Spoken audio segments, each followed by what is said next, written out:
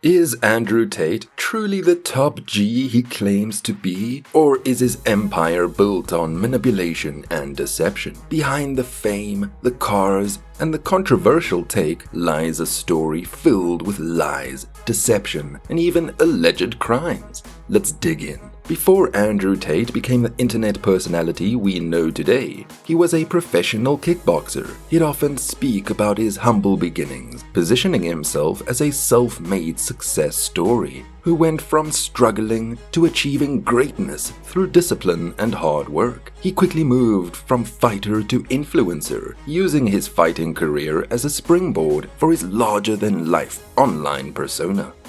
I am so excited about Andrew this Tate fight. has been training with the Majiro lads. See Andrew's style, he does tend to keep those guards down, but he's comfy at that point. Hard left hook to the body from Tate. As Holly bustles him back to the corner. You can tell Marlon's got a game plan, and he's trying to stick to it at the moment. They're trying to cut Andrew's game away from him, getting him on the ropes, work the boxing, then a knee. Hard knees from Tate to the flank of the game as he comes forwards. Every time I see Tate, he uses his knees a lot better.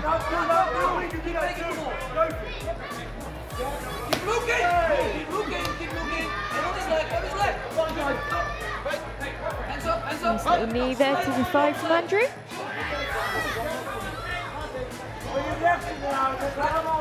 Nice shots going in from both fighters.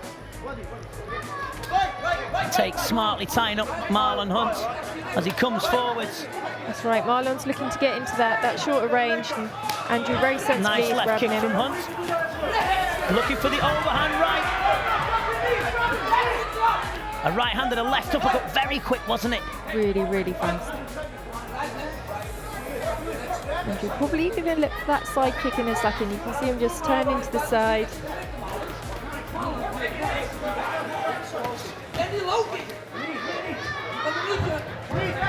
Andrew keeping his balance very well, returning with the knee.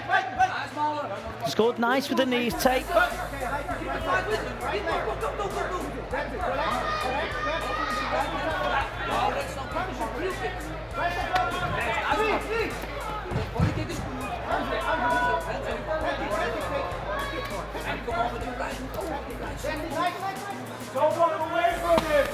Good body shots there, but back comes Hunt. But even from the beginning, there were cracks in the story. Tate claims his background gave him the resilience to overcome anything, and he sells this same mindset to his followers as the secret to success. However, some who have looked closely at his history question the accuracy of his rags to riches narrative. Did Tate really come from nothing? Or was this origin story carefully crafted to appeal to a young, impressionable audience? Let's pause for a moment and think about this. What makes someone a role model? Is it their wealth, their confidence, or is it the values they hold and the way they treat others? Let's keep that in mind as we look deeper into Tate's story. Today I have the great pleasure to host Andrew Tate. Andrew, hello. Hello. Good to see you, friend. Hi. Look, you probably need no introduction for any English audience, but as most of my viewers are French-speaking, although they do, I hope, understand English, you've been 4 times world champion of kickboxing. You are a self-made millionaire and entrepreneur. Yep. You've been a celebrity in the UK, and you're extremely politically incorrect. And these are all things that I like, so that's why I wanted to talk to you. Yeah, I mean, I'm glad we're doing it in English because my French is awful. I've fought in France 3 or 4 times, and the French are hard fighters, man. The French are proud, especially when you're English. They want to beat you. Sure. They certainly want to beat you. But yeah, my French is not so good. But everything else you said is completely correct. Good. I'm definitely not politically correct. Yeah. Huge part of Tate's image is his wealth. He's constantly flaunting luxury cars, private jets, and high-end fashion. He tells his followers that this lifestyle is proof of his success and expertise. But here's where things get tricky. While Tate talks about his wealth, it's not always clear where it comes from. His businesses, such as Hustlers University, now known as The Real World, has been criticized for lacking transparency, and some who have worked with him suggest his wealth might be exaggerated. Someone close to Tate once mentioned that he often seemed out of place in high society circles. Could it be that Tate's lifestyle is a facade, a well-crafted illusion to convince his followers of his success? If Tate is lying about his wealth, why? Is it about credibility, or is it simply about selling an image that people aspire to? I first made my millions of dollars. The first time I ever became a millionaire was with Webcam Studio. Oh, really? I didn't know that. Yeah, this is how I first ever made money. I mean, I was a kickboxing world champion, but kickboxing's not boxing, right? Yeah. So I'd make like $100,000 a fight. You fight 2 or 3 times a year. You pay 20% to your manager. You pay taxes, but you're not rich. So you get like 30 to 40% of the money. Yeah, and I didn't consider myself rich. Like 30, 40 grand chunks, twice a year, maybe 3 times a year. Living in London, London rents, need a car. You're trying, like you're not rich in any way. And that's actually the reason I retired, because I woke up one day and I thought, I'm giving 6 hours a day of absolute focus and energy to this. And I believe I'm smart enough that if I put that much tenacity into something else, I can be a multimillionaire. I truly believed that. I was like, I've realized now I've reached the pinnacle of kickboxing. My choice is either to change over to MMA, which I was offered to do earlier in my career, but at the time the kickboxing contract paid more money. I had to pay the bills, so I went kickboxing. Change over to MMA, learn to wrestle, change over to UFC, blah, blah, blah. But this is also like 7-8 years ago where even the UFC didn't pay the money it pays now. But the UFC still doesn't pay that much money from what I understand. No, if you're like top 5 or champion, yeah. But most of the dudes you're going to see there in the prelims, they're getting 10 grand a fight, 9 grand a fight. It's nothing, right? So it'd be like starting my career all over again. And at the age of 28, I thought I don't have the gumption to start again. I've been through hell for this. I've broken my hand 8 times. My ribs have been broken. I don't want to do this all over again. So what do you do when you realize that, hey, maybe I don't want to keep fighting? I decided to get rich. What does that mean to you? When you're sitting there, you're getting, $30,000, $40,000 kind of net on a per fight basis. Is rich to you like, hey, I want a couple $100,000, $1 million, $20 million, $1 billion? I wanted 30 or 40,000 every month. 30 or 40,000 every month, so about $500,000 a year, give or take. Okay. I thought if I had that much money, I could do whatever I wanted. Okay. That's what I decided I wanted to do. So what's step one that you do? So step one is, maybe that's how we ended up here together, my friend. Step one is, decided to be very logical about it. Chess player, right? So it's like, I want money. What is money? Tate's success story isn't just about his personal wealth. It's a sales pitch. He sells the idea of the real world, claiming it's a program that gives young men the tools to become alpha males and escape the matrix. He promises that anyone who follows his guidance can achieve this level of success. Hustlers University. Experience modern wealth creation. I haven't looked at this. I didn't know this was even real. Yeah, no, this is what he said, like a main... So many grifters. Main business. Secure your spot for just $49 is your last chance to secure a spot or a discounted price. This weird countdown thing is such a that's hilarious. Oh my God. Was it just recycled? I only have 1 hour, 10 minutes and 36 seconds to sign up. And that's going to be 147. Jesus, enroll now, Jamie. You have only an hour before this class. Enroll. Let's enroll. What do we have to do? Click on that. Enroll now. Okay, what do we have to do? The Real World has launched a completely matrix-independent platform where we teach you how to make money in the digital age. How do they teach you how to make money? You just hustle, man. You just hustle. However, many former students and critics say the program is filled with overhyped business strategies that rarely deliver. I think that you just have something that a lot of people unfortunately are lacking today, and that's a strong morality. You see injustice, and when you see injustice, you're compelled to speak against it. And men have always been this way. You talk about men being reduced from our masculine imperative. The masculine imperative has always been against injustice. I think that men, because of our physical capabilities, have always had this innate ability to, or this innate desire to try and fix the injustices of the world. If you look at any war or any combat or any conflict, everyone thought they were the good guy, right? Yeah. We have this innate ability to want to fix injustice, but as they reduce the masculine tendencies of the population, that disappears along with everything else. I don't think women have the same thing. I don't want to be sexist. I don't think women have this innate desire to fix injustices. I think women have an innate desire to fit in with the tribe. And I think that's more of a evolutionary survival instinct, right? Because women for a long time, they'd be sitting with their tribe and another tribe would come along and kill all the men. And now they belong to another tribe. And they'd be like, okay, well, if I want to survive, I need to take on these new customs quickly.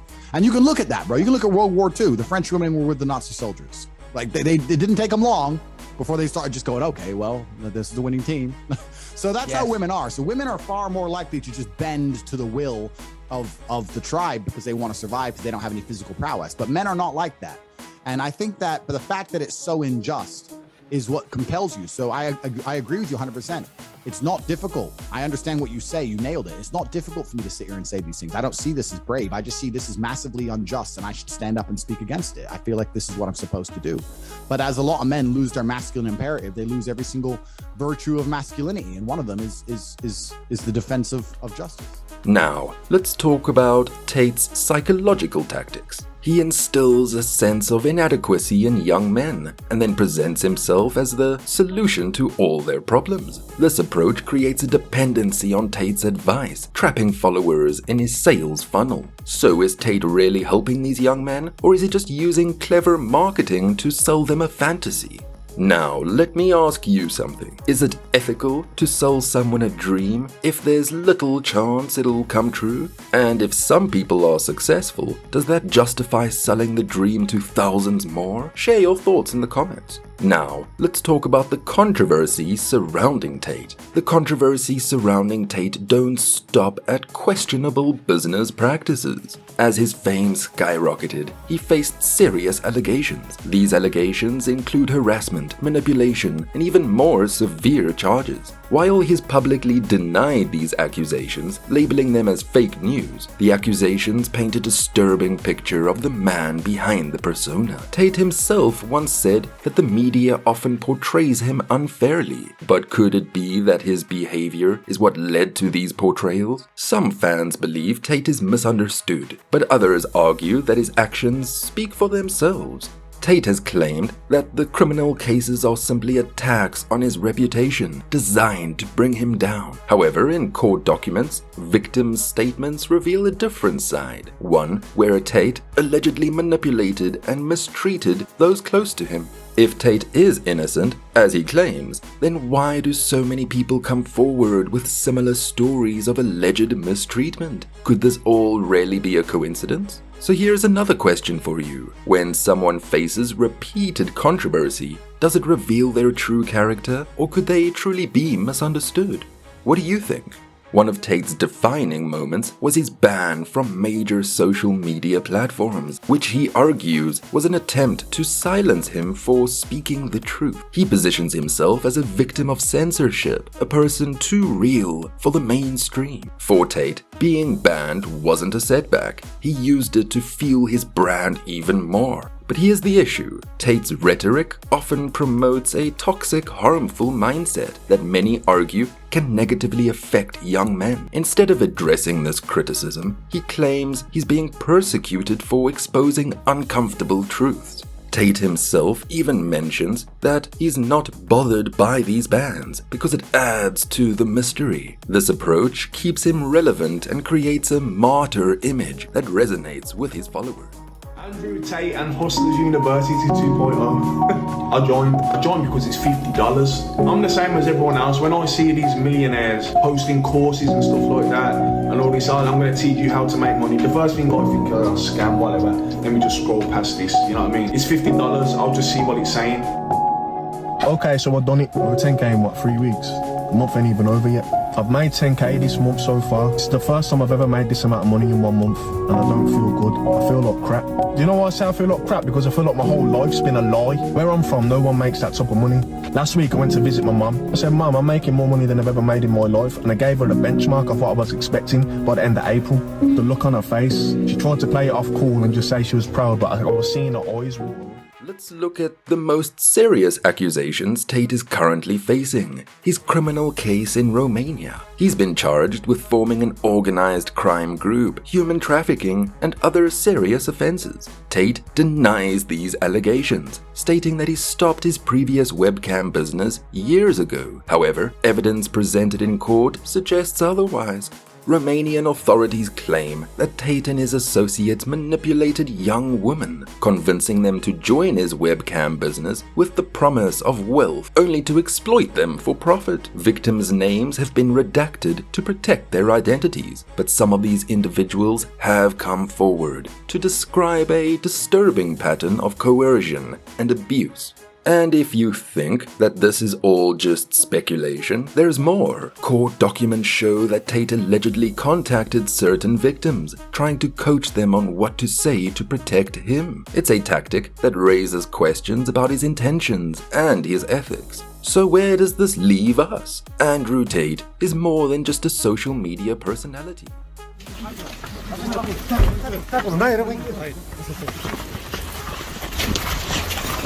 I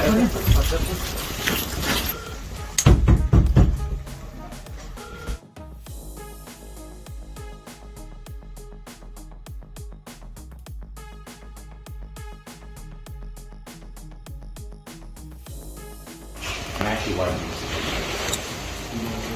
piece of lime. Why do you say the birds? Are the accusation realistic? Atenție la mașini, vă rugăm. The Matrix has attacked me.